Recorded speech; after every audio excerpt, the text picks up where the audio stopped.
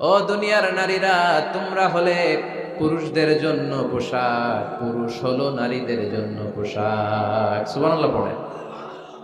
পোশাক যেমনি ইজ্জত আবরুর হেফাজত করে, তেমনি স্বামী স্ত্রী একে অপরের ইজ্জত হেফাজত করে। পোশাক যেমনি সৌন্দর্য বাড়ায়, স্বামীর চোখে স্ত্রী সুন্দর, স্ত্রীর চোখে স্বামী সুন্দর। পোশাক যেমনি আরাম দেয়, স্বামী তার স্ত্রীর স্পর্শ পেলে, স্ত্রী তার স্বামীর স্পর্শ পেলে হৃদয়ে প্রশান্তি অনুভব করে, ঠিক কিনা? এজন্য দাম্পত্য জীবন, এখানে স্বামীও আছে স্ত্রীও আছে, ইংরেজিতে বলে কাপল, কাপল লাইফ। এই বিশ্ব সভ্যতা নির্মাণে নারী পুরুষ স্বামী স্ত্রী দুইজনেরই অবদান আছে না নাই? এজন্য সুনানে তিরমিজির বর্ণনায় আল্লাহর হাবিব সাল্লাল্লাহু আলাইহি ওয়াসাল্লাম বললেন, আন-নিসাউ শাকাইকুর রিজাল, নারীরা হচ্ছে পুরুষের কাউন্টার পার্ট, নারীরা হচ্ছে পুরুষের পার্টনার, সহকর্মী, সহযোগী। এই বিশ্ব সভ্যতা নির্মাণে শুধু পুরুষদেরই অবদান নাই, নারীদের অবদান আছে না নাই? এজন্য কাজী নজরুল ইসলাম অসাধারণ লিখেছে, এ বিশ্বে যা কিছু মহান চিরকল্যাণকর, অর্ধেক তার করিয়াছে নারী, অর্ধেক তার নর। তার মানে নর নারী, স্বামী স্ত্রী দুইজনেরই অবদান এই মানব সভ্যতায় আছে না নাই? এই সম্পর্কটাকে আল্লাহ লেবাসের সাথে তুলনা করলেন, মেটাফরিক্যালি, রূপক ভাবে আল্লাহ পোশাকের সাথে তুলনা করলেন। পোশাক যেমনি গায়ের সাথে লেগে থাকে, পোশাক যেমনি চামড়ার সাথে মিশে থাকে, স্বামী স্ত্রীর সম্পর্কটাও এরকম একাকার, মিলেমিশে, ভালোবেসে একাকার। স্বামী স্ত্রীর রিলেশনশিপ সম্পর্কটা অনেকটা হাত আর চোখের মতো। হাত ব্যথা পেলে চোখ দিয়ে পানি ঝরে, আবার চোখ দিয়ে পানি ঝরলে হাত সেই পানি মুছে দেয়, ঠিক কিনা? তাহলে সম্পর্কটা কেমন যেন হাত আর চোখের মতো। হাত কেটে গেলে পানি পড়ে কোন দিক দিয়ে? চোখ দিয়ে পানি ঝরে। আবার চোখ দিয়ে পানি ঝরলে চোখের পানি মোছার জন্য হাতের দরকার আছে না নাই? তাহলে একেবারে মিলেমিশে একাকার সুখী দাম্পত্য জীবন। স্বামী স্ত্রী এই জান্নাতি সম্পর্কটাকে কিভাবে উপভোগ করবে, কিভাবে একে অপরের সাথে ডিলিংস করবে, আচরণ করবে, এ ব্যাপারে কোরআন এবং সুন্নায় আমাদের জন্য গাইডলাইন দেয়া আছে না নাই?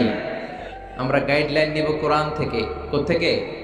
কোরআন থেকে আর সুন্নাহ থেকে। কারণ এই কোরআন আর সুন্নাহ আমাদেরকে সঠিক জীবন দর্শন শিখায়, কিভাবে এই পৃথিবীতে চললে পৃথিবীতেও সুখ, আবার আখেরাতেও সুখ, এর সব দিক নির্দেশনা কোরআনে আছে না নাই? তাহলে এই যে স্বামী স্ত্রীর দাম্পত্য জীবন, এক্ষেত্রে প্রত্যেককে আল্লাহ তাআলা কিছু দায়িত্ব দিয়েছে। আজকে দায়িত্বগুলোর ব্যাপারে আমরা শুনব। স্ব স্থানে থেকে প্রত্যেকেই, স্বামী যদি স্বামীর দায়িত্ব পালন করে, স্ত্রী যদি স্ত্রীর দায়িত্বটুকু পালন করে, তাহলে দাম্পত্য জীবনটাকে জান্নাতি দাম্পত্য সুখ দিয়ে ভরে দিবে কে? আল্লাহ। আমাদের প্রত্যেকের দাম্পত্য জীবন সুখী হোক, সমৃদ্ধ হোক, আমরা চাই কি চাই না? অনেকে বলে হুজুর সুখ নাই, সুখ নাই, ঘরের ভেতরে গেলেই জাহান্নাম। আহা, কথা শোনে না আমার।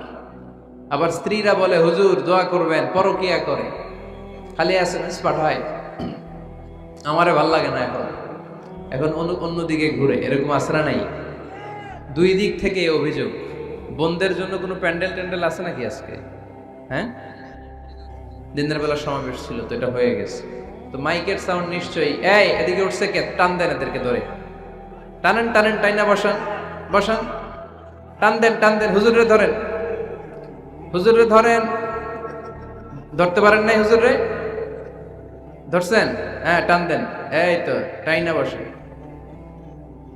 এদিকে তাকান, এদিকে হয়েছে, হ্যাঁ বসাই দিচ্ছে।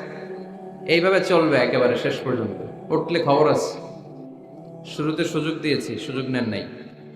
তো আমরা প্রথমে স্বামীর দায়িত্ব শুনবো। দাম্পত্য জীবনে স্বামীকে আল্লাহ তাআলা কি দায়িত্ব দিয়েছে, তারপর স্ত্রীকে আল্লাহ তাআলা কি দায়িত্ব দিয়েছে, এবং দুইজনের আবার কালেকটিভ সম্মিলিত কিছু দায়িত্ব আছে, এগুলো আমরা শুনবো। শুনতে রাজি আছেন তো? কষ্ট হচ্ছে আপনাদের? আচ্ছা, এই বাম দিকটা আমাকে কষ্ট দিয়েই যাচ্ছে, খালি আওয়াজ, কথা। একটু থামছে আবার শুরু। কেন? আমার দিকে তাকান। আরেকজনকে থামতে বলছে কি আপনার? এই থামো থামো, এগুলো বলেন কেন? আপনি থামেন, তাই তো হয়ে গেল। হ্যাঁ, আবার আমার সাথে কথা বলেন, আপনি চুপ। তো প্রথমে আমরা সম্মিলিত দায়িত্বের কথা শুনবো। সম্মিলিতভাবে আল্লাহ স্বামী স্ত্রী দুইজনকেই কিছু দায়িত্ব দিয়েছে, যে দায়িত্বটা দুইজনের উপরই বর্তায়। এরপরে শুনবো স্বামীকে আল্লাহ কিছু দায়িত্ব দিয়েছে, এটা শুনবো। এরপরে স্ত্রীকে কিছু দায়িত্ব দিয়েছে, আল্লাহর কসম এই দায়িত্বগুলো যদি স্বামী স্ত্রী সম্মিলিতভাবে পালন করে, এক একটা ঘরকে আল্লাহ জান্নাতি পরিবার বানায় দিবে, সুখী সমৃদ্ধ জান্নাতি দম্পতি বানায় দিবে। এরকম দাম্পত্য জীবন, সুখময় দাম্পত্য জীবন আমাদের হোক। আমরা চাই কি চাই না? চাই। তাহলে আমরা প্রথমে আলাদা আলাদা দায়িত্ব শোনার আগে সম্মিলিত বা কালেকটিভ রেসপন্সিবিলিটি কি আছে, এই সম্মিলিত দায়িত্বগুলো শুনবো। স্বামী স্ত্রীর দুইজনের কাঁধেই বর্তায় এরকম প্রথম দায়িত্ব হচ্ছে স্যাক্রিফাইস। দাম্পত্য জীবনের আসল খেলাটা হচ্ছে স্যাক্রিফাইসের খেলা। কিসের খেলা? স্যাক্রিফাইস। এটা লাগবে। আমার বোনেরা অথবা যুবতী বোনেরা অথবা রিসেন্টলি বিয়ে হয়েছে এরকম বোনেরা, আজকে তো এক ভাই এসে দোয়া চাইলো, হুজুর 3 দিন আগে বিয়ে হয়েছে আমার, একটু দোয়া করে দেয়। তারপর যুবক ছেলেরা, তোমরা যারা বিয়ে করনি করবা, খেয়াল করে শোনো, এগুলো কাজে লাগবে। স্যাক্রিফাইসটা খুব জরুরি। স্যাক্রিফাইস ইজ দ্য কি of a successful happy couple life. একটা সুখী দাম্পত্য জীবনের আসল চাবি হচ্ছে স্যাক্রিফাইস। আওয়াজ করে বলতে হবে, চাবিটার নাম কি? স্যাক্রিফাইস করতে হবে, একটু মানিয়ে নেয়া, একে অপরকে বোঝা, একটু ভালোবাসা, একটু মানিয়ে চলা, এটার নাম হচ্ছে স্যাক্রিফাইস। একে অপরকে বোঝার চেষ্টা করা, একটু মানিয়ে চলার চেষ্টা করা, একটু ভালো লাগা, একটু ভালোবাসা, সুখ দুঃখ ভাগাভাগি করে মিলেমিশে একাকার হয়ে যাওয়া, এটার নামই দাম্পত্য জীবন। ঠিক কিনা? হ্যাঁ, এটার নামই দাম্পত্য জীবন। মিলেমিশে একাকার হয়ে যেতে হবে, স্যাক্রিফাইসের মানসিকতা অর্জন করতে হবে। একে অপরের দোষ ধরলে চলবে না, কারণ no one is perfect in this life. আপনি যে আপনার বউয়ের দোষ ধরতেছেন, আপনার দোষ নাই? কথা বলেন না কেন? আপনারও দোষ আছে না নাই? তো লিস্ট দুই ভাবে করা যায়, একটা হচ্ছে দোষের লিস্ট আর একটা হচ্ছে গুণের লিস্ট। দোষের লিস্ট বাদ দিয়ে দেন। আপনার স্ত্রীর মধ্যে আল্লাহ তাআলা কি কি গুণ দিয়েছে, এই গুণগুলোর লিস্ট করুন, দোষের লিস্ট নয়। দাম্পত্য জীবনটাই এমন, কখনো ঝগড়া, কখনো হাসাহাসি, কখনো মেঘ, কখনো বৃষ্টি, আছে না নাই? হয় না এরকম? আপস এন্ড ডাউনস, মাঝে মাঝে একটু ঝগড়া, মাঝে মাঝে আবার ভালোবাসা, আবার খুনসুটি, এগুলো মিলেমিশে একাকার করে স্যাক্রিফাইস দিয়ে একে অপরকে জয় করে নিতে হয়। কারণ no one is perfect in this world. এই পৃথিবীতে কেউই পারফেক্ট না। আপনি আপনার বউয়ের দোষ খুঁজলে আপনারও দোষ আছে না নাই? কেউ দোষমুক্ত নয়। এজন্য দোষ না খুঁজে আমরা স্যাক্রিফাইস করব। দাম্পত্য জীবনের এটাকে সুখী সমৃদ্ধ করার 1 নাম্বার চাবিকাঠি হচ্ছে স্যাক্রিফাইস। এইদিকে কয়েকটা হচ্ছে, এগুলো টান দেন, বসান বসান বসান বসান। এই যে লাল গেঞ্জি, এটারে বসান, পিছনে সবুজ গেঞ্জি বসান, টাইনা বসান না, আমি বলছি বসান, টান দেন ওরে ধরে, টানেন সবাই মিলে, টান দেন ওরে। হ্যাঁ বসান, হ্যাঁ ধাক্কা মারেন, সাবাস, হ্যাঁ ঠিক আছে। এই বসাইতে পারে না, লাল গেঞ্জি চলে যাইতেছে, ওরে ধরো, এই ঠিক আছে, বসছেও, ঠিক আছে বসছে, ফাইন, আমার দিকে তাকান, বসে গেছে। কষ্ট পাইতেছেন আপনারা? হুজুর শেষ করে দেই তাইলে? হ্যাঁ শুনবেন তো? ওঠা বসা কেন? সময় দিছিলাম, ওই সময় যান না কেন? পুরো বাংলাদেশটা এরকম ক্যাওস, কেউ নিয়ম মানতে চায় না। যেতে বলছি যায় না, এরপর কথা শুরু করছে, এখন ওঠা শুরু করছে। তো শৃঙ্খলা আপনি কোথায় কাজে লাগাবেন? এটা কোরআনের মাহফিল, এখানে নীতির কথা শোনানো হয়। তো এখানে যা চলবে সব নীতি মেনেই চালাতে হবে, ঠিক কিনা? অনিয়ম করতে পারবেন না আপনি। আর এইখানে তো ওনারা স্বাধীনতা ঘোষণা করছে, আলাদা হয়ে যাবে এরা। আপনারা স্বাধীন হয়ে যান, হয়েছে? এদিকে তাকান। তাহলে সুখী দাম্পত্য জীবনের 1 নাম্বার চাবির নাম কি? স্যাক্রিফাইস। চিল্লায় বলতে হবে, সেটা কি? তাহলে হাজব্যান্ড ওয়াইফ দুইজনেই স্যাক্রিফাইস করবেন। এই যে ভাই, আল্লাহর দোহাই লাগে, আল্লাহর দোহাই, দৌলতপুরের ব্যাপারে খুব খারাপ একটা ইমপ্রেশন নিয়ে আমি যাব আপনাদের কারণে। আপনারাই আপনাদের দৌলতপুরের বদনামের জন্য যথেষ্ট।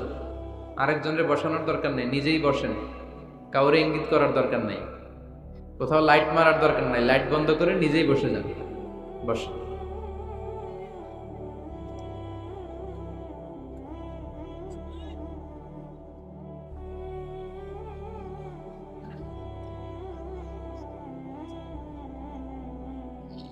হ্যাঁ ঠিক আছে, এদিকে তাকান। দাম্পত্য জীবনকে সুখী করার 2 নাম্বার কালেকটিভ ফর্মুলা হচ্ছে ঝগড়া করা যাবে না।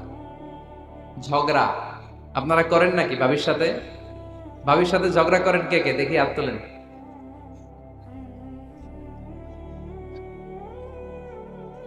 এইদিকে সব আল্লাহর ওলি, এরা ঝগড়া টগড়া করে না। আপনি করেন? এই সাহসী সন্তান আছে কিছু, মাশাআল্লাহ। ঠিক আছে, বেশি করেন না আবার। হ্যাঁ ঠিক আছে, ঠিক আছে, তোমরাও করো, বুঝছি আপনারাও করেন। ওকে, না ঝগড়া করা যাবে না। একজন ঝগড়া শুরু করলে আরেকজন চুপ থাকতে হবে। দুইজনই ঝগড়া করলে, দুইজন রেগে গেলে ঝামেলা আসরা নাই। স্বামী রেগে গেলে স্ত্রী চুপ, স্ত্রী কখনো রেগে গেলে স্বামী চুপ, দুইজনই রেগে গেলে তৃতীয় বিশ্বযুদ্ধ। ঠিক কিনা? এজন্য ঝগড়া করতে দেয়া যাবে না। কারণ এই ঝগড়া, সামান্য ঝগড়া থেকে এই ঝগড়া বাড়তে বাড়তে এটা বিচ্ছেদের দিকে গড়ায়, ডিভোর্স হয়ে যায়। এরকম কত কেস যে আমার কাছে আসে, কত কেস যে আমার কাছে আসে যে হুজুর ছোট্ট ঝগড়া থেকে আমাদের মধ্যে ঝগড়া বাড়তে বাড়তে ইগো প্রবলেমের কারণে বিচ্ছেদে গড়ায়। আর এই ঝগড়া একটু শুরু হলে ইবলিশ শয়তানের কাজ হচ্ছে পালে বাতাস দেয়। কি দেয়? পালে বাতাস পেলে এটা দাউ দাউ করে উঁচু হয়ে ওঠে। আগুনের মধ্যে যেমনি কেরোসিন ঢাললে দাউ দাউ করে জ্বলে, সামান্য ঝগড়ার ছোতা পেলে ইবলিশ শয়তান খালি দাউ দাউ করে এই ঝগড়ার আগুনকে জ্বালিয়ে দেয়। ঠিক কিনা? এজন্য ঝগড়া করবেন না, মেহেরবানি করে ঝগড়া শুরু করবেন না। যে কোনো মূল্যে এই ঝগড়াকে থামায় রাখতে হবে। তো ফ্যামিলিতে ঝগড়া অনেক সময় হয়ে যায়, কিন্তু একজন ঝগড়া করলে আরেকজন চুপ থাকতে হবে। ঝগড়া নিয়ে একটা মজার গল্প আছে, শুনবেন? বিশৃঙ্খলা করলে তো গল্প শোনানো যাবে না, একেবারে চুপ। আমার দিকে তাকান, তাকিয়েছেন? ঝগড়া নিয়ে যে গল্পটা সেটা হচ্ছে, এক স্বামী ওয়াজ শুনে বাড়িতে গেছে রাত 11টায়। তো বাড়ির কাছাকাছি যেতে না যেতে স্ত্রীর আবার স্বভাব হচ্ছে রাতের খাবারটা স্বামীর সাথে একসাথে খায়, আলাদা খায় না। তো বাড়ির সামনে যেই স্বামী ফোন দিছে ওয়াইফকে, এই শুরু করার আগে দরজাটা খোলো, আমি চলে আসছি। তো ওয়াইফ এসে দরজা খুলে দিছে। এবার স্বামী ঘরে ঢুকে বলে, শুরু করার আগে রাতের খাবারটা দিয়ে দাও টেবিলে, খেয়ে ফেলি। স্ত্রী বেচারি ডাইনিং টেবিলে খাবার দিয়েছে, হাজবেন্ড বেচারা ওয়াশরুম থেকে ফ্রেশ হয়ে ডাইনিং টেবিলে বসেছে, স্ত্রীও বসেছে। তো খুব বড্ড গরম। হাজবেন্ড বলে, শুরু করার আগে ফ্যানটা ছাড়ো। এইবার তো স্ত্রী বেচারি রেগে মেগে আগুন, কি আসার পর থেকে শুরু করার আগে, শুরু করার আগে, কি শুরু করার আগে? হাজবেন্ড বলে, এই তো শুরু হয়ে গেল। মানে কি? ঝগড়া। মানে কি? ঝগড়া। প্রিয় ভাইয়েরা, ঝগড়া করবেন না। স্বামী রেগে গেলে স্ত্রী চুপ থাকবেন, স্ত্রী রেগে গেলে স্বামী চুপ থাকবেন। কারণ সহিহ মুসলিমে এসেছে, ইন্না ইবলিসা ইয়াদাউ আরশাহু আলাল মা। ইবলিস শয়তান তার সিংহাসন গেড়েছে সাগরের উপর। কোথায়? ইবলিসের সিংহাসন কোথায়? সাগরের উপর। সুম্মা ইয়াবআসু সারায়াহু, সে প্রতিদিন সকালবেলা তার সাঙ্গপাঙ্গরে গোটা পৃথিবীতে পাঠায়, যা পৃথিবীতে ফাসাদ সৃষ্টি কর, ফাসাদ সৃষ্টি কর। ইবলিস যখন সাঙ্গপাঙ্গদেরকে গোটা পৃথিবীতে ছড়িয়ে দেয়, সারাদিন ধোকা দেওয়ার পরে, ওয়াসওয়াসা দেওয়ার পরে, রাত্রিবেলা ইবলিসের কাছে ফিরে আসে, এসে বলে, ও ইবলিস, আমি আজকে আল্লাহর বান্দাদেরকে দিয়ে মিথ্যা কথা বলিয়েছি। ইবলিস বলে, এটা তো কোনো ব্যাপারই না, এগুলোই তো তোদের কাজ। আরেক শয়তান বলে, আমি ওজনে কম দিয়েছি একজনের মাধ্যমে বাজারে। ইবলিস বলে, এটাও তেমন বড় কোনো কাজ নয়।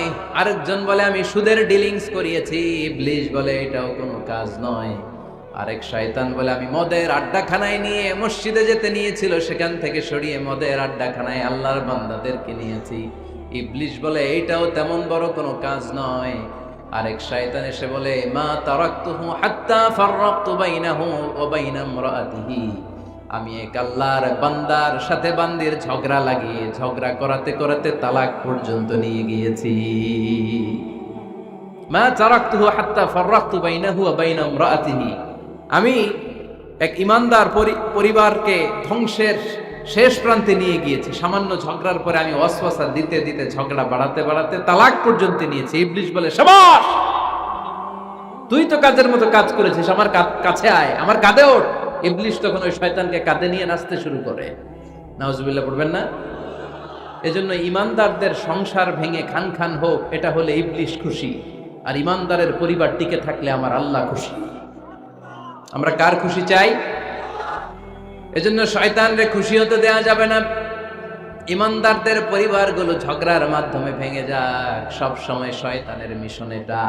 আর ইমানদারদের পরিবারগুলো টিকে থাক, এটা আমার আল্লাহ সব সময় চায়। সুবহানাল্লাহ পড়েন। এজন্য দৌলতপুরের ভাইরা ঝগড়া করবেন না।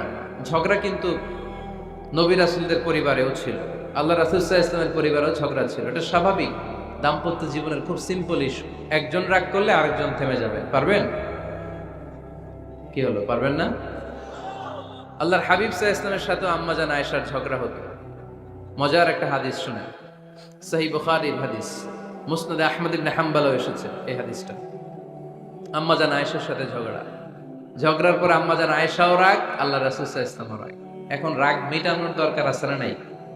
আল্লাহ রাসূল সাল্লাল্লাহু আলাইহি ওয়াসাল্লাম বললেন, আয়েশা চলো মিটমাট করে ফেলি। সুবহানাল্লাহ কইবেন না? চলো মিটমাট করি।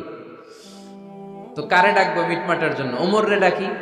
আম্মা জান আয়েশা বলে, না, ওমর গলিব, ওমর খুব মেজাজ ওয়ালা, আমার ডর লাগে। তোমার আব্বারে ডাকি। আব্বারে ডাকেন। আব্বারে ডাকেন। খুশি হয়ে গেছেন আম্মা জান আয়েশা রাদিয়াল্লাহু। আবু বকর রাদিয়াল্লাহু চলে আসলেন, দাঁড়ালেন। এবার বিষ্ণু ইসা ইসলাম বললেন, তাতাকাল্লিমিন আও আতাকাল্লাম, কি ঘটছে আমাদের মাঝে, তুমি বলবা না আমি বলবো? আম্মা জান আয়েশা বললেন, তাতাকাল্লামু আনতা ওয়ালা তাকুল ইল্লা হাক্কান, আপনিই বলেন, তবে সত্য ছাড়া মিথ্যা বললেন না। আবু বকর রাদিয়াল্লাহু তাআলা আনহু শুনে রেগে গেলেন, কি এ কেমন কথা তোমার? নবীকে উদ্দেশ্য করে তুমি বলছো সত্য ছাড়া মিথ্যা বলবেন না, নবী কখনো মিথ্যা বলবে নাকি? রেগে মেয়ের গায়ে মেরেছে এক চড়। চোর খেয়ে আম্মা জান আয়েশা উল্টে পড়ে গেলেন। সাইয়েদনা আবু বকর রাদিয়াল্লাহু তাআলা আনহু রেগে গড়গড় করতে লাগলেন, আবার মারার জন্য উদ্যত হলেন।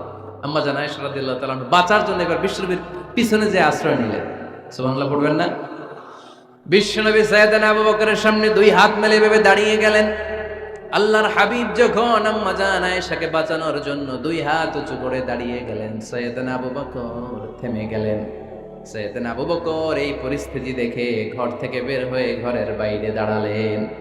এবার আল্লাহর রাসূল সাল্লাল্লাহু আলাইহি ওয়াসাল্লাম আম্মা জান আয়েশাকে তুললেন, বললেন, ইয়া আয়েশা কাইফা রাআইতিনি আনকাসতুকি মিনার রাজুল, দেখলা নাকি কেমন করে আমি তোমার বাবার হাত থেকে তোমারে বাঁচালাম?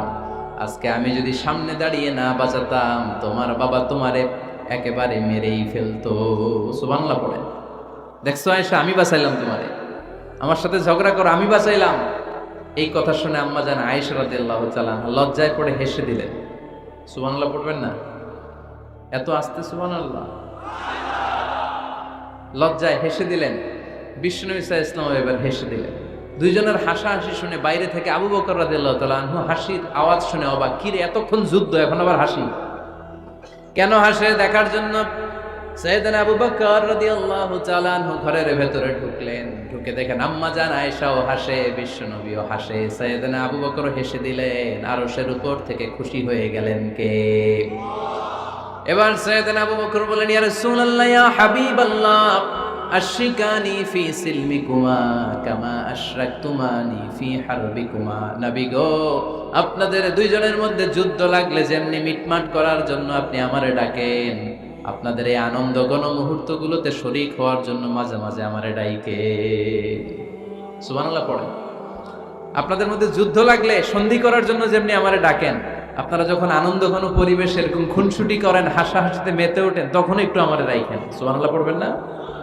দেখেন আল্লাহ রাসূল সাল্লাল্লাহু আলাইহি ওয়াসাল্লাম পৃথিবীর সবচেয়ে শ্রেষ্ঠতম মানুষ, উনাদের পরিবারেও ঝগড়া হতো, কিন্তু এই ঝগড়া কোনোদিন তালাক পর্যন্ত গিয়েছে?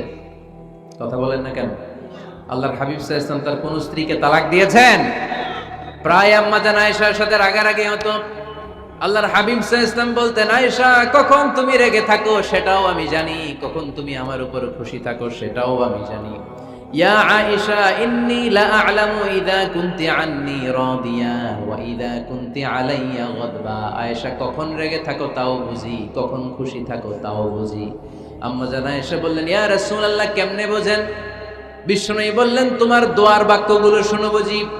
যখন তুমি আমার উপরে খুশি থাকো তখন দোয়ার সময় তুমি এভাবে বলো, ওয়া রব্বি মুহাম্মদ, ও মুহাম্মাদের রব আপনি আমাদের সব গুনাহ মাফ করে দেন। আর যখন তুমি আমার উপর রেগে থাকো তখন তুমি মুনাজাতের সময় বলো, ওয়া রব্বি ইব্রাহিম, ইব্রাহিমের রব আপনি আমাদেরকে ক্ষমা করে দেন। তার মানে যখন তুমি রেগে থাকো তখন দোয়ার সময় আমার নামটা মুখে নিতে চাও না। সুবহানাল্লাহ পড়েন। তখন তুমি দোয়ার সময় অন্য নবীর নাম নাও। আম্মা জানা এসে বললেন, ইয়া রাসূলুল্লাহ মা আহাজুরু ইল্লা ইসমাক, আমি তো শুধু নামটাই সরাই, আমার মুখ থেকে কেবল আপনার নামটাই সরায় রাখি, আমার হৃদয় থেকে কখনো আপনারে সরাতে পারি না। আমার হৃদয় জুড়ে আপনি, মা আহাজুরু ইল্লা ইসমাক, নবী হে আমি শুধু দোয়ার সময় রাগের মাথায় আপনার নামটা বাদ দেই, হৃদয় থেকে তো আপনারে বাদ দিতে পারি না। সুবহানাল্লাহ বলবেন না? তার মানে নবীদের ফ্যামিলি তো ঝগড়া এগুলো হতো, কিন্তু এটা তালাক পর্যন্ত গড়াতো না, ঠিক কিনা? তাহলে এখন থেকে আমাদের এই স্লোগান নিতে হবে যে ঝগড়া করলেও আমরা ডিভোর্সের দিকে যাব না। পারা যাবে? আর একজন রেগে গেলে আরেকজনকে চুপ থাকতে হবে। ভাবি রেগে গেলে আপনি চুপ, পারবেন? পারবেন না? ইনশাআল্লাহ। এই যারা বিয়ে করে না এরা ইনশাআল্লাহ, আর বাকিরা চুপচাপ। আওয়াজ করে পড়েন না ইনশাআল্লাহ। তাহলে প্রথমে স্যাক্রিফাইস, তারপর ঝগড়া করা যাবে না। 3 নাম্বার, দাম্পত্য জীবনের কোনো গোপন কথা অন্যের কাছে শেয়ার করা যাবে না। হাদিসে এসেছে, এটাকে বলা হয়েছে আযমুল আমানা, এটা সবচেয়ে বড় আমানত। যারা দাম্পত্য জীবনের একান্ত বিষয় কারোর সাথে শেয়ার করে তারা সবচেয়ে বড় কবিরা গুনাহ করে। আশারুন নাস বলেছেন বিশ্বনবী এদেরকে, সবচেয়ে নিকৃষ্ট মানুষ। ইয়াউমাল কিয়ামাতি মানজিলাতান, আল্লাহর কাছে কিয়ামতের দিন সবচাইতে নিকৃষ্ট হয়ে দাঁড়াবে ওই দম্পতি, ওই নারী কিংবা ওই পুরুষ, তুফদি ইলা যাওজিহি ওয়া ইউফদি ইলা যাওজিহা সুম্মা ইউনশিরু সিররাহা, তারা একান্ত সময়ে ফিজিক্যাল ইন্টিমেসিতে যা করে এটা পরে মানুষের কাছে বলে বেড়ায়। এরকম আছে না নাই? খবরদার, এটা বড় কবিরা গুনাহ। অনেক বোনরা একসাথে হলে দাম্পত্য জীবনের বিভিন্ন গোপন বিষয় নিয়ে কথা বলে, আছে না নাই? অনেক পুরুষরা একে অপরের সাথে, বন্ধুদের সাথে বিভিন্ন বিষয় নিয়ে শেয়ার করে, এটা এমন ওইটা এমন, এগুলো বলা যাবে? আর সিবাউ হারাম, দাম্পত্য জীবনের সব বিষয়, স্বামীর সব বিষয় স্ত্রীর কাছে আমানত, স্ত্রীর সব বিষয় স্বামীর কাছে আমানত রেখেছে কে? দাম্পত্য জীবনের এই প্রাইভেট লাইফের কোনো কিছু কিয়ামত পর্যন্ত অন্যের কাছে প্রকাশ করাকে হারাম ঘোষণা করে দিয়েছে কে? এজন্য খবরদার আমার বোনেরা, একসাথে মহিলারা হলে পেটের কথা পিঠের কথা সব বের করে দেয়, আছে না নাই? কিছু থাকে না, সব বের হয়ে যায়। খবরদার, সব বললেও দাম্পত্য জীবনের কোনো কথা শেয়ার করা যাবে? আমার ভাইয়েরা খবরদার, আপনাদের দাম্পত্য জীবনের কোনো কথা আপনার বন্ধুর সাথে শেয়ার করতে পারবেন না। এগুলো ফ্যামিলি শান্তি নষ্ট করে, দাম্পত্য জীবনের সুখকে নষ্ট করে। তাহলে 3 নাম্বার, প্রাইভেসি বজায় রাখবেন, এটা দুজনেরই দায়িত্ব। 4 নাম্বার, অহেতুক সন্দেহ পরিহার করুন। অনেক স্ত্রী আছে হাজবেন্ডের খালি সন্দেহ করে, এই ওদিকে তাকাই লাগেন, ওই মেয়ের দিকে তাকাই লাগেন, মোবাইল দেখি, মোবাইল দাও, ফেসবুকের পাসওয়ার্ড দাও, ঢুইকা দেখি মেসেঞ্জারে কার সাথে চ্যাট করছে, এই অফিসের ফাইল দেখি, এই এটা দেখি, এই তোমার ইনবক্স চেক করবো, এদিকে দাও, আছে না নাই? এই সন্দেহ ঘরটারে জাহান্নামের টুকরা বানিয়ে ছেড়েছে। অহেতুক সন্দেহ করবেন না। আবার ভাইরা ভাবিদেরকে অহেতুক সন্দেহ করবেন, এই ওদিকে গেলা কেন, ওদিকে তাকাইলা কেন, এটা করলা কেন, ওইটা করলা কেন, দেখি তোমার মোবাইল, তোমার মোবাইলের গ্যালারি দেখি, লক করে রাখছো কেন, লক খোলো, আছে না নাই? অহেতুক সন্দেহ ফ্যামিলিটারে জাহান্নামের টুকরা বানিয়ে দেয়। হ্যাঁ, ভ্যালিড কোনো অপরাধ যদি স্বামী করে ফেলে, ভ্যালিড কোনো অপরাধ যদি স্ত্রী করে ফেলে, পরকীয়ার কোনো বিষয় যদি প্রমাণিত হয়, বসেন, কনসাল্ট করেন, একে অপরের সাথে কথা বলেন, জিজ্ঞেস করেন। কিন্তু অহেতুক, আমি অনেক ফ্যামিলি এরকম দেখেছি, আমার কিছু বন্ধুকেও আমি দেখেছি যে এদের অবস্থা খুব খারাপ, খালি সন্দেহ করে, আছে না নাই?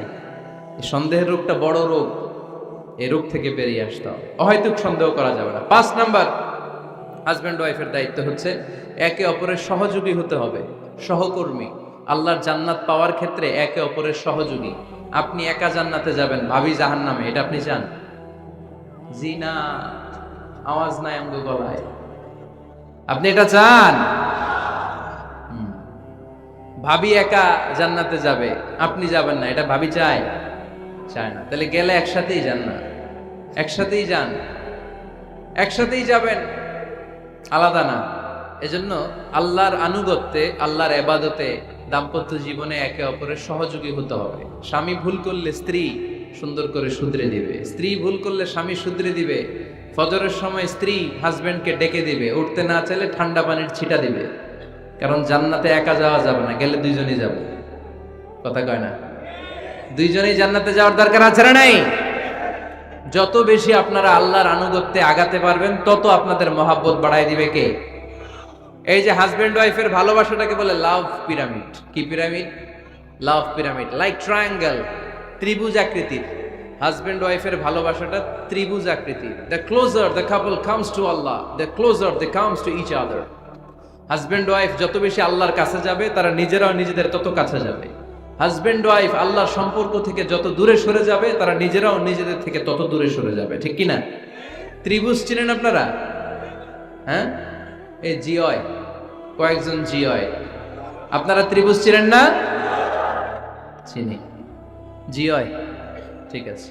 ত্রিভুজের কয় কোণা? হ্যাঁ, 3 কোণা। এই যে এরকম লাভ পিরামিড, 3 কোণা। এই উপরের কোণায় আল্লাহর অবস্থান, আর এই কোণায় স্বামী, এই কোণায় স্ত্রী।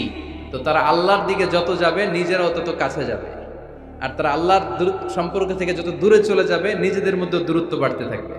ঠিক কিনা? পিরামিডটা বুঝতে পারছেন? ত্রিভুজ আকৃতির সম্পর্কটা লাভ পিরামিড এরকম, 3 কোণা। উপরের কোণায় থাকে আল্লাহ, এদিকে স্বামী, এদিকে স্ত্রী। তারা যদি আল্লাহর কাছে উভয়ে যেতে চায়, উভয়ে কাছাকাছি আসতেছে না? কথা বলেন না কেন? আর আল্লাহর আনুগত্য ইবাদত থেকে দুইজন যদি দূরে সরে যায়, তাহলে দুজনের দূরত্ব বাড়িয়ে দেয় কে? এজন্য স্বামী হবে স্ত্রীর সহযোগী, সহকর্মী। নামাজের সময় একে অপরকে ডেকে দিবেন, মোবাইলে অ্যালার্ম দিয়ে রাখবেন। স্বামী স্ত্রীরে ডাকেন, স্ত্রী স্বামীরে ডাকেন। স্বামী স্ত্রীকে কোরআন তেলাওয়াত শোনাবেন, স্ত্রী স্বামীরে কোরআন তেলাওয়াত শোনাবেন। ফ্যামিলিটারে জান্নাতি ফ্যামিলি বানায় দিবে কে? তাহলে এই 5টার দায়িত্ব কালেকটিভ রেসপন্সিবিলিটি, স্বামীর উপরও বর্তায়, স্ত্রীর উপরও বর্তায়। এগুলো মেনে চললে দাম্পত্য জীবন সুখকর করে দিবে কে? মনোযোগ আছে? কষ্ট হচ্ছে? এবার আমরা হাজবেন্ডের দায়িত্ব শুনি। হাজবেন্ডের প্রথম দায়িত্ব হচ্ছে, হাজবেন্ড হচ্ছে caretaker of the family, in charge, protector. আর রিজালু কাওয়ামুনা আলান নিসা। আল্লাহ বললেন স্বামী হলো তার স্ত্রীর ইনচার্জ, প্রোটেক্টর। স্ত্রীকে সুরক্ষা দিবে, স্ত্রীকে টেক কেয়ার করবে, স্ত্রীর দায়িত্বে থাকবে। এই দাম্পত্য জীবনের দুইজনের সংসারকে, সংসারের মধ্যে স্বামীকে দায়িত্বশীল বানিয়েছে কে? পুরুষ দায়িত্বশীল। পুরুষ কখনো নারীর ক্ষতি করে না, সুপুরুষ নারীর ক্ষতি করে না। ঠিক কিনা? গোটা পুরুষ সমাজ নারী সমাজের সুরক্ষা দিবে। যেগুলো নারীকে একান্তে পেলে রেপ করে, এই যে ঢাকা বিশ্ববিদ্যালয়ে একটা রেপের ঘটনা ঘটছে না? যে এই বেয়াদবটা এই কাজ করেছে, এটা কি পুরুষ না কুপুরুষ? এটা কি সুপুরুষ না কুপুরুষ? সুপুরুষ নারীর প্রোটেকশন দেয়, নারীর টেক কেয়ার করে, তার ইনচার্জ, তার দায়িত্বশীল। দাম্পত্য জীবনে অর্থনৈতিক যত দায় দায়িত্ব আছে, সব আল্লাহ তাআলা পুরুষের কাঁধে দিয়েছে। কার কাঁধে? এই দাম্পত্য লাইফে নারীর কোনো অর্থনৈতিক দায় দায়িত্ব নারীর কাঁধে আল্লাহ দেয় নাই। এজন্য সব অর্থনৈতিক দায়িত্ব পুরুষের ঘাড়ে। 4টা অর্থনৈতিক দায়িত্ব আছে। পুরুষ নারীকে মহারণা দিবে, পুরুষ নারীকে খাবারের ব্যবস্থা করবে, পুরুষ নারীকে পোশাকের ব্যবস্থা করবে, পুরুষ নারীর জন্য রেসিডেন্সিয়াল ব্যবস্থা করবে। ঠিক কিনা?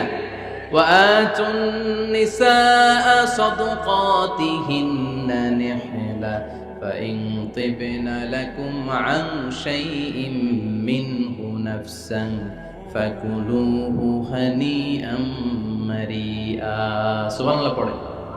সব স্বামীদেরকে আল্লাহ ডেকে বললেন, ও স্বামীরা শোনো শোনো, বিয়ের পর সাথে সাথে স্ত্রীর কাছে তুমি মোহরানা আদায় করে দাও। মোহর দেয়া নফল নাকি ফরজ?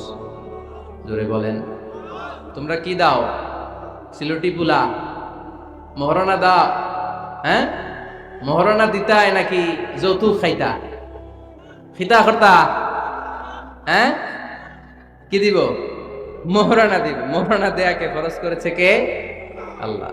তো মোহর দিতে টাকা লাগে না? এই টাকার দায়িত্ব পুরুষের ঘাড়ে দিছে কে? 2 নাম্বার দায়িত্ব, আলাল মাউলুদি লাহু রিজকুহুন্না ওয়া কিসওয়াতুহুন্না বিল মা'রুফ। স্বামী স্ত্রীর জন্য খাদ্যের ব্যবস্থা করবে, পোশাকের ব্যবস্থা করবে। 3 নাম্বার ওয়াসকিনুহুন্না মিন হাইসু সাকানতুম মিন ওয়াজদিকুম, নিজের সামর্থ্যের মধ্যে থেকে স্ত্রীর জন্য রেসিডেন্সিয়াল একটা এরিয়ার ব্যবস্থা করে দিবে। সুবহানাল্লাহ পড়ো। তাহলে অর্থনৈতিক দায়িত্বের মধ্যে 4টা: মহারানা দেয়া, মিলস খাবারের ব্যবস্থা করা, মানে ফুডিং এন্ড ক্লোথিং পোশাকের ব্যবস্থা করা, সর্বশেষ রেসিডেন্সিয়াল ব্যবস্থা করা। এই যে অর্থনৈতিক সব দায়িত্ব, খরচ যেখানেই আছে সব দায়িত্বগুলো পুরুষের কাঁধে দিল কে? চিল্লায় বলেন কে? আল্লাহ আমাদের সম্মান এত বাড়িয়েছে যে নূরের ফেরেশতারাও এই মানুষকে সেজদা দিতে বাধ্য হয়েছে, ঠিক কিনা? তুমি মাটির আদমকে প্রথম সৃষ্টি করিয়া ঘোষণা করিয়া দিলে শ্রেষ্ঠ বলিয়া, তাই তো নূরের ফেরেশতা করে আদমকে সেজদা, ঠিক কিনা? তাই তো নূরের ফেরেশতা করে আদমকে সেজদা, সবার চেয়ে সম্মান দিলে মাটির আদমকে। আল্লাহু আল্লাহু তুমি জাল্লে জালালুহু, শেষ করা তো যায় না গে তোমার গুণগান। আল্লাহু আল্লাহু, সুবহানাল্লাহ পড়েন। তার মানে মানুষের সম্মান আছে না নাই? এই মুমিন বান্দাকে আল্লাহ এত সম্মান দেয়, মালাকুল মাউত পুরুষের আকৃতিতে আসে, যুবকের আকৃতিতে আসে, ধবধবে সাদা জুব্বা পরে জান্নাতি কাফনে করে রুহুটা নিয়ে এল্লিনে চলে যায়। আল্লাহ আমাদের মৃত্যুটা যেন এরকম ইমানের মৃত্যু হয়। আরো জোরে পড়েন আমিন। আর যারা কাফের, আহলুস শিমাল, বামপন্থী, ইসলাম বিরোধী, এরাও মালাকুল মাউতকে দেখে, তবে ভয়ঙ্কর আকৃতিতে দেখে, ভয়ঙ্কর।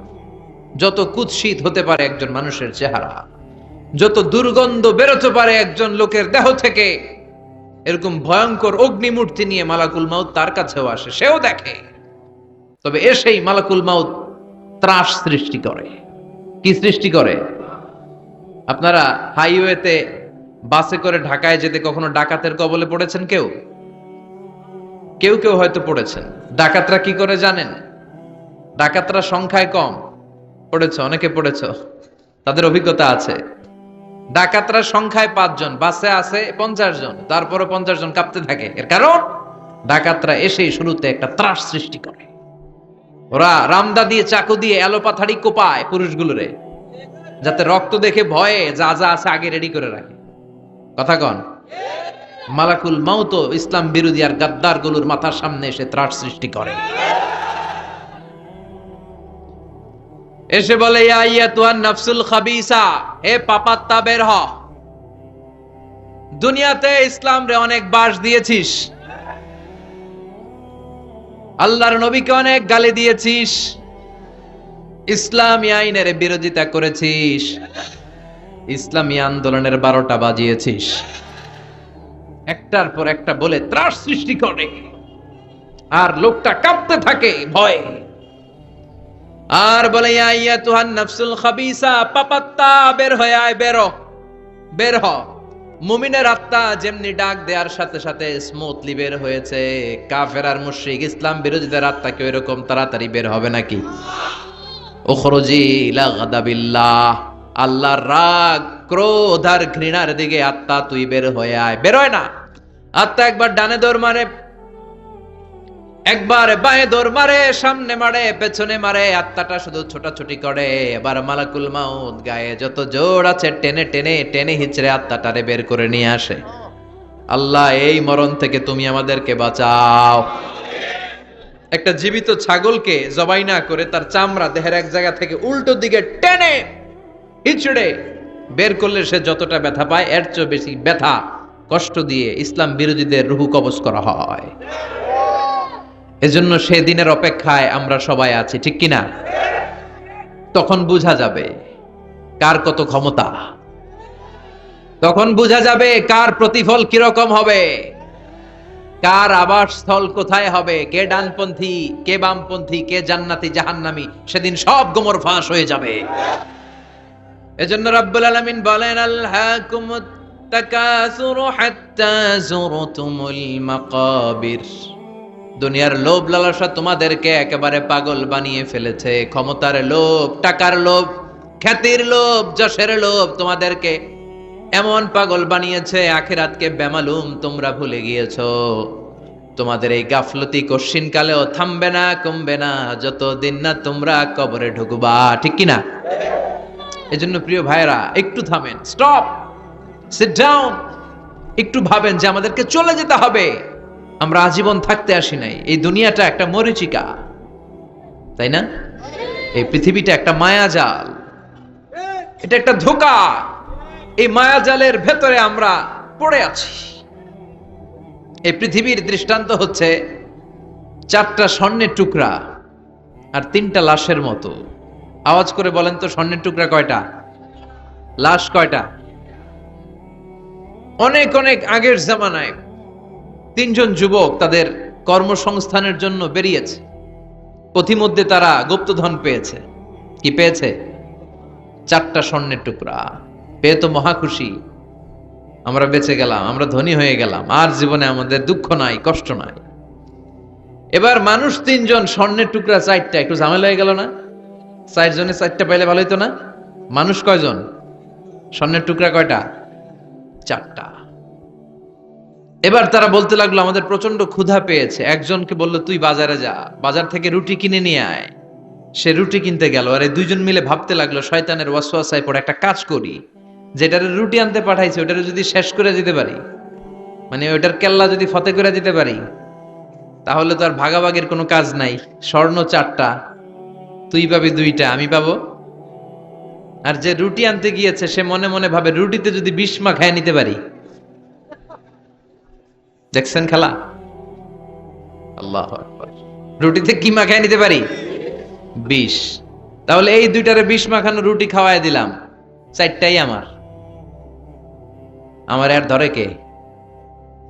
তো যেই চিন্তা ওই কাজ। ওরাও রুটির সাথে, উনিও রুটির সাথে 20 মাখাইছে, এরাও রেডি হয়ে আছে কখন আসবে। আসার সাথে সাথে ওইটারে ধইরা আইজো মায়ের কাইলো মায়ের মাইরা ওইটার ভর্তা বানায় ফেলাইছে। ওইটা অক্কা পাইছে, শেষ। এবার 2 বন্ধু মহা খুশি, তুই 2টা আমি 2টা, লাফাইতেছে আনন্দে। এক বন্ধু কয় লাফাইস কম, ক্ষুধা লাগছে অনেক, আগে খেয়ে নেই। আয় কি করি? এবার প্যাকেট থেকে 20 মাখানো রুটি বের করে রুটি খাই, ওই 2টাও শেষ। 4টা স্বর্ণের টুকরা স্বর্ণের টুকরার জায়গায় পড়ে আছে, আর 3টা লাশ পাশে পড়ে আছে। হাযিহি মাসালু হায়াতিদ দুনিয়া, এটাই তো দুনিয়ার জীবনের দৃষ্টান্ত। বাড়ির জায়গায় বাড়ি পড়ে থাকবে, ক্ষমতার মসনদের চেয়ারটা জায়গায় পড়ে থাকবে, মানুষগুলো থাকবে না। ঠিক কিনা? আপনি খেয়াল করে দেখেন, আপনারা যদি কেউ জিজ্ঞেস করে ভাই এই বাংলো বাড়িটা কার, আপনি খুব গর্ববোধ করে বলেন যে এটা আমার বাড়ি, বলেন না?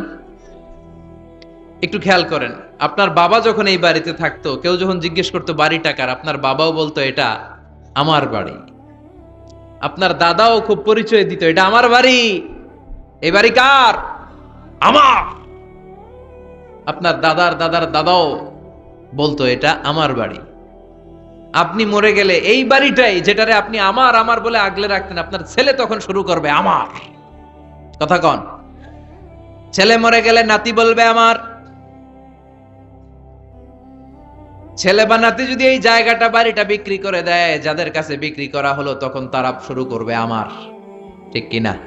পরের জায়গা পরের বাড়ি, ঘর বাঁধিয়ায় আমি রই, আমি তো সেই ঘরের মালিক নই। সবকিছুর আসল মালিক কে? সেজন্য আল্লাহ বললেন আলহাকুমুত তাকাসুরু হাত্তা যুরতুমুল মাকাবির। দুনিয়ার লোভ লালসা তোমাদের কমবে না যতদিন না তোমরা কবরে ঢুকবা।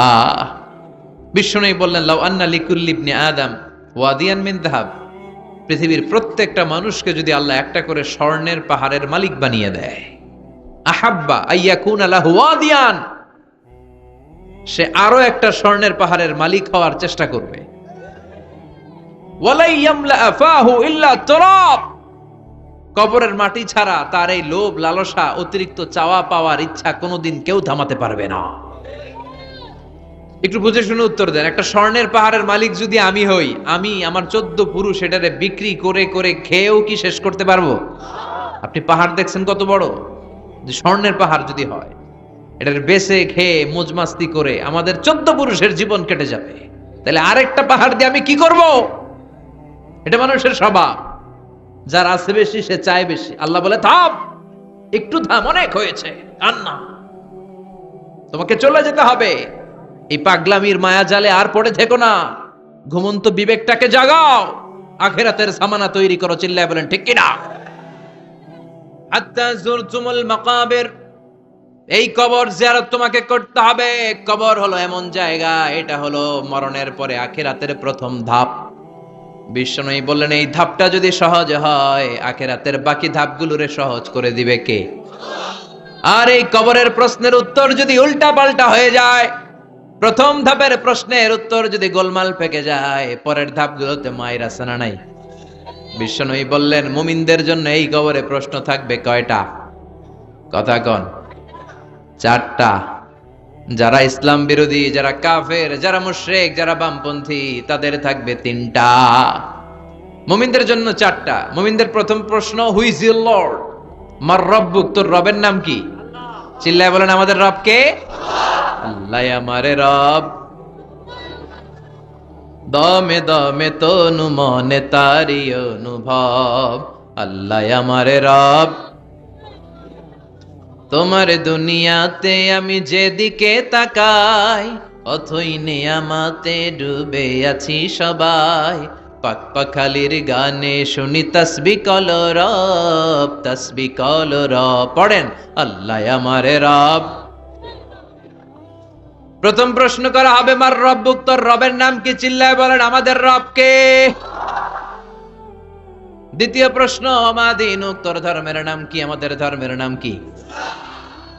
বিশ্বনবীর চেহারা দেখিয়ে বলা হবে আতারিফু মান হাযার রাজুল, এই লোকটারে চিনো কিনা? আমরা বলবো চিনি। উনি আমাদের পেয়ারা নবী, ঠিক কিনা?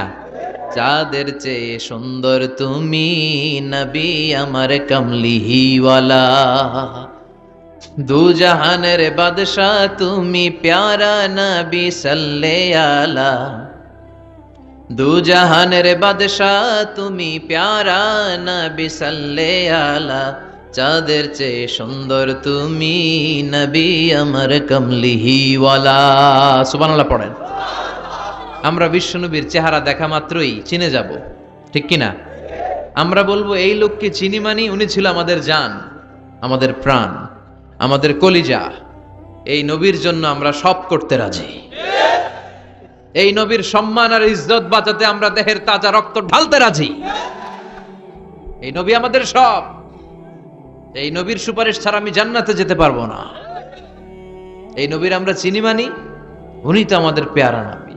এই 3টা প্রশ্নের উত্তর যখন পেরে যাবেন আপনারা ইনশাআল্লাহ, চতুর্থ একটা প্রশ্ন, ওয়ামা ইলমুক, হোয়াটস ইউর নলেজ?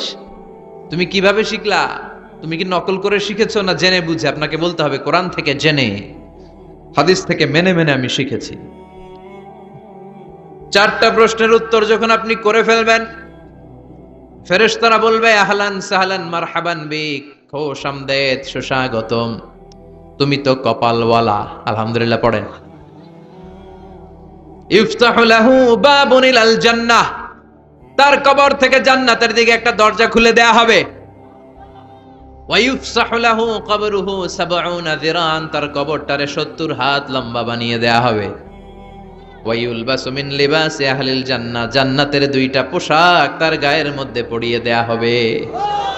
এরপরে ফেরেশতারা বলবেন নাম কানাউমিল আরুস, ঘুমাও। বাসর রাতে বর যেমনি কনেকে নিয়ে প্রশান্তির ঘুম দেয়, আনন্দের ঘুম দাও, ঘুমাও। আপনি আরামসে ঘুমাবেন। আলহামদুলিল্লাহ পড়েন। এই ঘুম আপনার ভাঙবে না যতক্ষণ না ইসরাফিলের সিঙ্গার ফুৎকার না আসে। আপনার এই ঘুম আর ভাঙবে। আর যারা ইসলামের বিপক্ষের শক্তি, কাফের মুশরিক, তাদেরকেও বসানো হবে মালাকা নাসওয়াদা নাজরাকান, নীলাবচ কৃষ্ণ বর্ণের 2জন ফেরেশতা আসবে। এদের চোখ থাকবে নীল, গায়ের রং কালো। দেখতে কেমন লাগবে রে ভাই? আল্লাহু আকবার। এসে বলবে বস, আনসার দে, মার রব্বুক, তোর রব কে? ও আল্লাহ জানবে না। ও বলবে লা আদ্রি, আমি কিছু জানি না, আমি ভালো মানুষ, আমারে মাফ করে দেন। আমারে ছাইরা দেন, আমি জানি না রবকে। কয় দাঁড়া, আর দুইটা বাকি প্রশ্ন, এরপরে দেখাইতেছি ফাইনাল খেলা। দ্বিতীয় প্রশ্ন, মা দিনুক, তোর ধর্মের নাম কি? কয় জানি না, মাফ কইরা দেন। লাদ্রি, আমি ধর্ম টর্ম জানি না, আমি তো চিয়ার্স করতাম, চিয়ার্স। আমি ড্রিঙ্কস খাইতাম, আমি ধর্ষণে সেঞ্চুরি করতাম, আমি শাহবাগের মঞ্চে উঠে ইসলামের বিরুদ্ধে ভাষণ দিতাম। আমার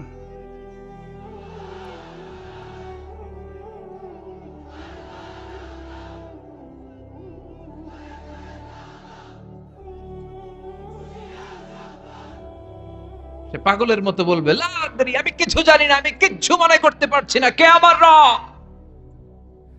আমার কিছু মনে নাই, আমার জীবনটা আমি ডেডিকেট করেছি ইসলামের বিপক্ষে, আমার জীবনটা আমি শেষ করেছি কোরআনের বিপক্ষে। দুইটা প্রশ্ন শেষ, বাকি কয়টা? এবার বিশ্বনবীর চমৎকার নূরানী চেহারাটা দেখিয়ে বলা হবে, আতারিফু মান হাযার রাজুল, এই লোকটারে চিনো নাকি? সে বলবে, আমি এই লোকটারে চিনি না, আমার দলের লোকেরা যা করত, নাস্তিকরা যা করত, আমিও তাই করতাম। সবাই লোকটারে গালি দিত, আমি ওই লোকটারে গালি দিতাম। আমি এই নবীর বিরুদ্ধে ব্লগের মধ্যে উল্টা পাল্টা লিখতাম। আছে না নাই? ফেরেশতারা বলবে, লা দারাইতা ওয়ালা তারাইতা, তুই তো পোড়া কপাল, তুই তো একটা প্রশ্নের উত্তর করতে পারলি না। ফায়ুতরাকু বিমাতারিক মিন হাদিদ, লোহার হ্যামার দিয়ে এবার পিটিয়ে পিটিয়ে ওর গায়ের গোশতগুলো থেতলে ফেলা হবে। ওয়ায়ুকালু লিল আরদি, জমিনকে বলা হবে, ইলতাইমি, ও কবরের জমিন, কবরের মাটি, দুই দিক থেকে তুই চাপা দে। কি দে? দুই দিক থেকে চাপা মার, এক একটা চাপার চোটে পাজরের হাড়গুলো ভেঙে টুকরো টুকরো হয়ে যাবে। আল্লাহ, এই পরিস্থিতি থেকে, ওই কঠিন বিপদের দিন তুমি আমাদের বাঁচিয়ে দিও, আমরা যেন সবগুলো প্রশ্নের যথাযথ উত্তর করতে পারি, তুমি তৌফিক দাও। এজন্য আল্লাহ বললেন, আলহাকুমুত তাকাসুরু হাত্তা যুরতুমুল মাকাবির, তোমাদের লোভ লালসা কোনোদিন কমবে না যতদিন না তোমরা কবরের ভেতরে ঢুকো। এই কবরে আমাদেরকে যেতে হবে, ঠিক কি না? এটা থেকে পালাবার কোনো সুযোগ আছে? কোনোভাবে বেঁচে থাকা যাবে? এজন্য মাঝে মাঝে কবরে যাবেন। কই যাবেন? বিশ্বনী বলেছেন, নাহাইতুকুম আন জিয়ারাতিল কুবুর, একটা সময় তোমাদেরকে কবর জিয়ারত করতে নিষেধ করেছিলাম, আল আনা ফাজুরুহা ফাইন্নাহা তুযাক্কিরুল আখিরা, তবে এখন সমস্যা নাই, এখন কবর জিয়ারত করো, কেননা কবর জিয়ারত করলে আখিরাতের কথা স্মরণ করায় দেয় কে? মাঝে মাঝে কবরস্থানে যাবেন আর ভাববেন যে এখানে আমাকে আসতে হবে, চলে যেতে হবে আমাকে, এটা আমার আসল জায়গা। তবে মহিলারা যাবেন না, কারণ মহিলারা লাশ, কবর আর রক্ত দেখলে সহ্য করতে পারে না, তারা বিলাপ শুরু করে দেয়। আছে না নাই? ও মা গো, মইরা গেল গো, কই গেল রে। আছে না নাই? চুল টানে, লাফালাফি, বিলাপ করে নারীরা। হৃদয় নরম তো, এদের হৃদয় আবার খুব নরম। তো এই জন্য নারীরা কবরে যাবেন না, আপনারা কবরের বাইরে থেকে আপনার আব্বার জন্য দোয়া করে ফেলবেন। পুরুষরা যাবেন, প্রায় কবরে যাবেন। কবরের চারদিকে ডিজাইন করে বড় দেয়াল, গম্বুজ, এগুলো করা যাবে না। আর কবরে পড়ে থাকা ব্যক্তির কাছে কিছু চাওয়া যাবে? চাইতে হবে কার কাছে? ইদা সাআলতা ফাসআলিল্লাহ ওয়া ইদা ইসতাআনতা ফাসতাইন বিল্লাহ, যদি চাইতে হয় কার কাছে চাও? সাহায্যের দরকার, কে সাহায্য পাঠাতে পারে? এজন্য বিপদে আপদে সব সময় কার কাছে চাবো? বিশ্বনবীর কবরের সামনে দাঁড়িয়েও কিছু চাওয়া যাবে? যাবে না, কারণ বিশ্বনবীও চাইতেন কার কাছে? বিশ্বনবী নিজেই চাইতেন আল্লাহর কাছে। এজন্য আমাদেরও চাইতে হবে কার কাছে? আল মাইয়িতু ফিল কবর কাল গরীকু ফিল বাহর, সাঁতার না জানা ব্যক্তি সাগরে পড়ে গেলে যেমন অসহায়, মরে গেলে মানুষটা তার চেয়েও বেশি অসহায়, ঠিক কি না? অসহায় কবরের মানুষ আপনারে কি দিবে? দিবেন তো আপনি। আপনি যেই তার জন্য দোয়া করবেন, ফাতিহা পাঠ করবেন, ইখলাস পাঠ করবেন, তার জন্য মাগফিরাত কামনা করবেন, আপনি দোয়া করলে তার জীবনের গুনাহ ক্ষমা করে দিবে কে? কিন্তু সে কি আপনার বিপদ থেকে মুক্ত করতে পারে? তাহলে এই সূরাতুত তাকাসুর থেকে আমাদের জীবনের জন্য শিক্ষা হচ্ছে, we have to go back to our Lord. আমাদেরকে আমাদের রবের কাছে হাজিরা দিতে হবে, আমাদের কিন্তু ফিরে যেতে হবে। এই চিন্তাটা আমাদের মাথায় রাখার দরকার আছে না নাই?